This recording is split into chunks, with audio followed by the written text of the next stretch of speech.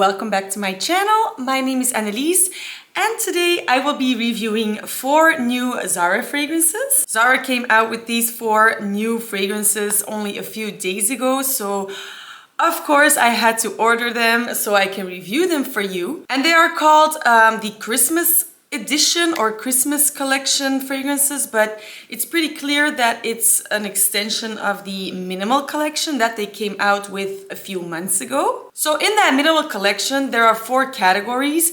You have Into the Gourmands, Into the Joyful, Into the Floral, and Into the Woods. Each category already had 2 fragrances, and today 3 of those categories are being expanded. So we have 2 new Into the Gourmands, 1 new Into the Floral, and 1 new Into the Joyful. But first, if you like these types of videos, feel free to subscribe to my channel. I make fragrance related content and mostly Zara fragrance related content, and especially when Zara releases new fragrances, I will definitely order them and review them. So if you like those videos, again, feel free to subscribe, but let's just get started with these. As you can see, the bottles look very similar, but these ones are blue instead of transparent. This time they only come in 100 ml bottles and they retail for roughly 23 euros, 36 US dollars and 46 Canadian dollars. Also, because they are calling this a Christmas edition fragrance line, I'm thinking they won't be around for long, but also probably I kind of think that after the holidays they will probably already be discounted. So if you're on the fence to blind buy and you don't mind waiting, I really think they will be a little bit cheaper once January hits. But yeah, let's just get right into the fragrances. The first one that I tried was the Into the Joyful one, and it is called Give Me a Sign. Oh, and also there were no note descriptions on the website, and of course these fragrances have not yet been listed on Fragrantica. So this was a true blind buy. I didn't know what these fragrances would smell like, but on the boxes they do give some notes. So Into the Joyful, the notes here listed are mandarin, wild orchid, and liquid musks. And then they have this little poetic text on the side of the box where they also speak of jasmine blossomings. So we have mandarin, jasmine blossomings, wild orchid, and liquid musks. I don't know what a liquid musk is, but yeah. So I gave this one a try and I sprayed it. And the first thing that I thought of when I gave it a first sniff was Love Don't Be Shy by Kilian. Not that it's a dupe, but it immediately reminded me of that, as it also has this sort of sweet, orangey, sugary type of scent. Let me tell you already, I don't like Love Don't Be Shy. I cannot stand that fragrance. Not my thing. I know it's super popular because Rihanna wore it to the Grammys or something. Honestly, I don't think I really believe that story, but doesn't matter. But yeah, not a fan. And this one is similar. It's not the same. If you've watched my minimal collection fragrance review, then you know that they actually have a dupe for Love Don't Be Shy or Oriana by Parfums de Marly, because I think Oriana and Love Don't Be Shy are super similar. Zara has a dupe which is called Velvet Shadow. This one is a little bit different, but it's sort of that same type of orangey, sugary, candy-like scent. So safe to say I did not like this one. Now it does have some florals in here, and I do like florals. I don't like sugary, sweet type of scents, but florals are absolutely my vibe. And I do like the florals in here. But I think that synthetic, sweet, do you know those super hard bonbons? I don't know what they're called, but I will put a picture up on the screen if I can find it. It sort of reminded me of that. And that sweet candy-like scent for me, overpowered the florals, and it made me really not like this one. But again, if you like those types of Love Don't Be Shy, Oriana fragrances, or Velvet Vanilla by Mancera that also has, to me, sort of that type of scent, then you will probably like this. But for me, because I don't like that DNA, this was a pass. The weird thing about it though was that I sprayed this on my skin. I sprayed it on my inner elbow, and on skin I really didn't like it. I really got that sugary scent. But then I wore my sweater over it, and then I wore another vest over that, and I could smell the fragrance through those layers of fabric. And for some reason, or I don't know how it works, but it sort of filtered out the candy smell, and it only let the floral smell through. So yeah, I know that sounds a little weird, but on fabric, I think it smells better than on skin. Doesn't really make sense, but even then, you know, for me, it's a pretty hard pass. So yeah, pass for me, but if you like those sweet, orangey, sugary scents with just a little bit of florals through, then you might like this one. So yeah, that was Give Me a Sign. Okay, so the next one I tried is called Gleam of the Moon, and this is number 3 of the Into the Gourmands. So the next one I tried is number 3 of Into the Gourmands, and it is called Gleam of the Moon. The notes of this one are rice, mimosa, and vanilla. You don't really get a rice note in that many fragrances, so I was intrigued. And I can already tell you that as much as I disliked the first one, that is how much I actually liked this one. So Gleam of the Moon, when I sprayed it, it immediately gave me a super, but like really, really creamy fragrance. So the creaminess is really, it does sort of remind me of a rice pudding with some vanilla. That's actually funny because I don't like eating rice pudding at all. I've never liked it. I think it's mostly the structure of rice pudding that is really not my thing. But the scent, this does sort of smell like that, and it's super nice. You definitely get all 3 notes. The rice is really, really nice, combined with the vanilla, super creamy. And then the mimosa, I don't really know what mimosa on its own smells like, but I've noticed that it is often combined with sort of like tropical notes. So it always gives a little bit of a tropical feel, and it does the same with this. So it almost smells like a creamy coconutty scent. I don't know if there's actually coconut in here as well. They don't speak of it, but sometimes, you know, they don't give all the notes. But it has a coconutty vibe to it. But it could just be those 3 notes that give me a coconut impression. But yeah, it's definitely, like I said, it's very creamy with a little bit of tropicalness and a little bit of sweetness, but not overly, well, it's pretty sweet actually. It's pretty sweet, but in a really nice way. So for me, definitely love it. And at first when I sprayed it, I sort of had a little bit of a masculine vibe, but after a few minutes that went away, and I think it's completely unisex. Yeah, super nice if you ask me. Although I do have to mention that it's not an overly complicated fragrance. It's pretty flat, it's pretty linear. It's not super complex with like a bunch of notes. But honestly, I don't think that's always necessary, because sometimes I feel like fragrances can have so many notes and they're trying to be something super special with all the notes, and it doesn't really work. And sometimes, you know, just a simple fragrance works better. So yeah, that is my impression of Gleam of the Moon. I do think I'm gonna keep this, although I think I would actually wear this.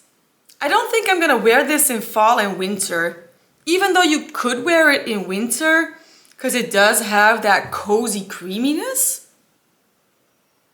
I don't know, the tropical coconutty, like lotiony vibe makes me think that I might appreciate this more on summer evenings, not in the day. It's too creamy for that.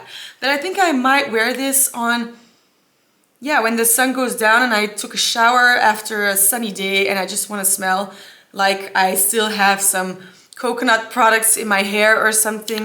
Yeah, super nice. Again, that was Gleam of the Moon. The third one I tried is number 3 of Into the Florals, and this one is called Lilas Japonika. I have no idea how to pronounce it. Lilas Japonika? Yeah, sorry if I'm butchering it, but this is what the bottle looks like. And the notes here are pear, blue lilac accord, and Australian sandalwood. So I already have a lilac fragrance from Zara. It's called Majestic Lilas. And that one is definitely a favorite. I have a big bottle and 2 backup small bottles. So I was excited to try this one, and my excitement quickly turned into disappointment, as this is just Majestic Lilas. It smells almost identical. Now I do have to admit that this one has a little bit of a pear note that Majestic Lilas doesn't have. So Majestic Lilas is a little bit more dry and this has a little bit tartness in it. But other than that, they're super similar. You don't need this one if you already have Majestic Lilas. Now Majestic Lilas has been discontinued recently, so it's definitely possible that you could still find it in the last chance section or the discounted section. But if you don't and you're sort of like, damn, I wanted to try Majestic Lilas and I'm too late, you can just buy this one because it smells like 85% similar at least. I have my Majestic Lilas here, so let me just quickly compare.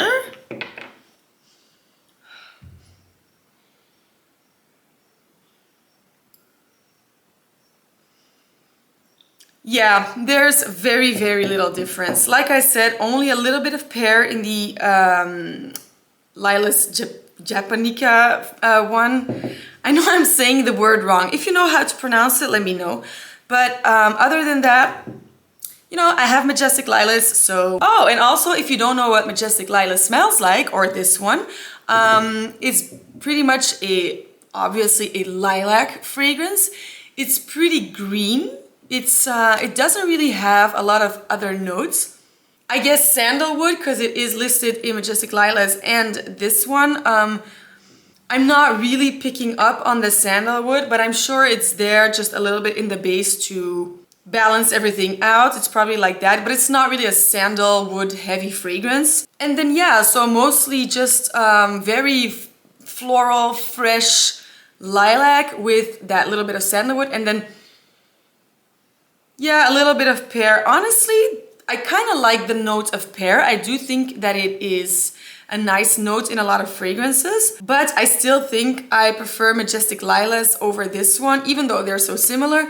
But I don't really need the pear note. I'm good with just a nice, clean floral fragrance. I also spray this around my house. I did that in spring. This is my second bottle. I got a few backups since I saw it was discounted, so this is my second bottle already, and I like wearing this on myself but also around the house. I sprayed like 3 times in my hallway and you could really smell it very strong. So I actually think this is not a bad performer. Same for this one. I kind of felt like all of the new ones have similar longevity and projection, which is pretty much average. I don't think they were super strong, but I don't think they disappeared super quickly either. I did smell them for a few hours on my skin. So yeah, now you know that if you know or have Majestic Lilas, you don't need this one. But yeah, that was Lilas Japonika.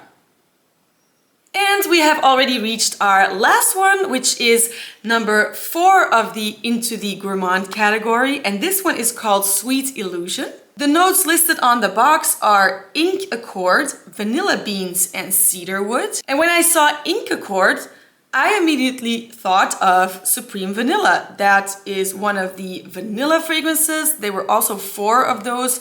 They came out with them like, I don't know, 6 weeks ago, something like that, or maybe a little bit longer. So I was intrigued, like, okay, is this similar to Supreme Vanilla? Because it also has vanilla bean. And I can already tell you that, yeah, it's very similar to Supreme Vanilla. This is not my type of vanilla. I didn't really like Supreme Vanilla either. This one, same thing, it's vanilla bean. And I don't know what it is with vanilla bean compared to like bourbon vanilla or something. But always, I also have a scented candle that is called Vanilla Bean. I got it gifted and it doesn't smell bad or anything, but it does nauseate me. I can't really stand like a lot of vanilla. Vanilla can be super nice, but it to me can also be nauseating. This to me is a nauseating vanilla. So I don't have my Supreme Vanilla anymore. I wish I did so I could compare them, but you know, I didn't like it, so obviously I got rid of it. But it's been a while since I smelt it, but I do remember it's smelling pretty similar. I'm not sure if they smell exactly the same or maybe there are some differences. Like I said, it's been a while since I've smelled Supreme Vanilla. But I do remember it smelling like this, and I also thought it was way too vanilla. Maybe it's nice for layering. If you want to add some creamy vanilla on top of other fragrances that you have, I'm sure it's fine. But for me, yeah, too vanilla for me. But if you like vanilla fragrances, but it also sort of smells like vanilla extract. So if you really want just that without many other notes or without any spices or without any florals, then yeah, you might like it. But for me, unfortunately, it's another pass. But I do think a lot of people are gonna like this because I do know that vanilla is a very popular note and a lot of people really love that super vanilla type of fragrance. So if you're one of those people, give this one a try, and that is Sweet Illusion. So I'm quickly gonna sum up all 4 fragrances just to give you a quick overview, but pretty much they all remind me of already existing Zara fragrances. So the first one, Give Me a Sign, reminds me of Velvet Shadow from the Minimal collection. It is a little bit different though. So I wouldn't say it's exactly the same fragrance, but it's definitely that type of fragrance. But I think this one is a little bit more floral, whereas Velvet Shadow is just like bam, sugary, orangey sweetness. So if you kind of like that one, but you want a little bit of florals added, then you might like this one. The second one I talked about, the number 3 of the Into the Gourmands Gleam of the Moon, I forgot to mention, but this one actually reminded me of one of the fragrances that was created by Olivia Giacobetti, who made a line for the Zara men's fragrances. I also reviewed that line, so I will put the link up here and down below in the description. But this one sort of reminded me of Blanc Ensoleillé, which is a very creamy coconutty fragrance. Again, this one doesn't speak of coconut, and I'm not saying that there's definitely coconut in here, but that creaminess of the rice and vanilla and then the tropicalness of that mimosa somehow gives me creamy coconut. I don't know if that's just me or, you know, maybe there is coconut, I'm not sure. But if you like Blanc Ensoleillé by Olivia Giacobetti for Zara, so again, that's in the men's fragrances, then this one is pretty similar, but yeah, it's rice instead of coconut. The third one, Lilas Japonika, I was pretty clear about that. It's Majestic Lilas with a little bit of pear. Simple as that. You don't really need to know anything more. And the last one, Sweet Illusion, is very reminiscent of Zara's Supreme Vanilla. So a vanilla that is reminiscent of vanilla extract with a little bit of an ink accord. You need to love vanillas in order to like this. So yeah, personally, I'm a little bit disappointed just because they're so similar to other fragrances that already exist. Well, not that they already exist, but Zara already has these very similar fragrances. So I'm thinking, you know, they sort of tweaked those existing fragrances and, you know, gave them new names and new bottles.